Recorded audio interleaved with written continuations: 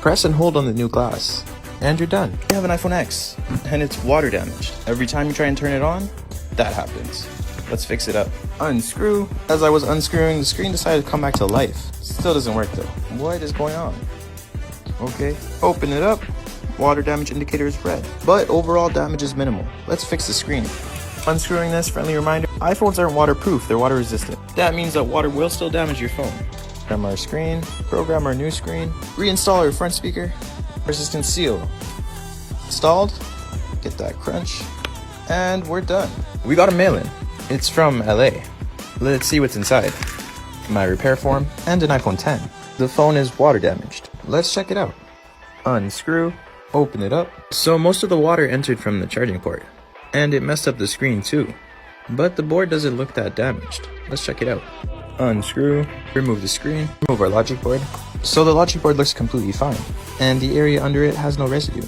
So it's probably the screen, the charging port, or the battery that's the issue.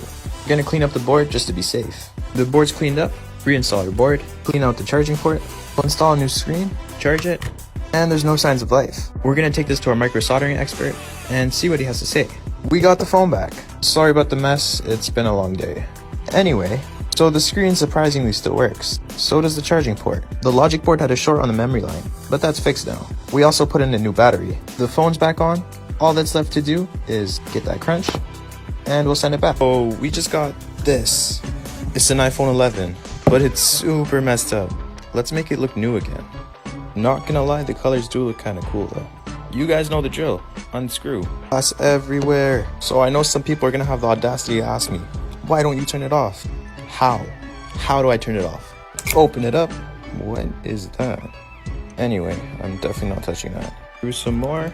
Remove the nasty. Remove our screen. Reprogram our screen. Program our new screen. Now we have to take this naked screen and make it look like that. And done. Now it's time to install it. Of course I get glass in my hand. That is a nice background. So the screen works. Let's close it up. Get that crunch. Crunch again. iPhone 8 Plus. So this phone had a dumbbell drop on it. I'm surprised the screen is still working. Let's fix it up. Unscrew. Open it up. And it hasn't been fixed before. Awesome. Don't know what that is though. Get rid of that. Take off the screen. Get out. Go. Go. So we're going to be using an Apple original screen. And it's really important to test these before I use them, because they're refurbished. And I jinxed it, because the touch is like a little iffy, so I'm gonna get another screen. We got another screen. Just doing some testing. Everything's working well. Let's install it properly. These Apple original screens come without meshes, so I'm gonna put one on. When you're using Apple original screen, if the first 3 letters of the serial numbers don't match up, you might have some touch issues. That's only with select serial numbers though. Put on our seal, get that crunch, and we're done. I have an iPhone 11 Pro.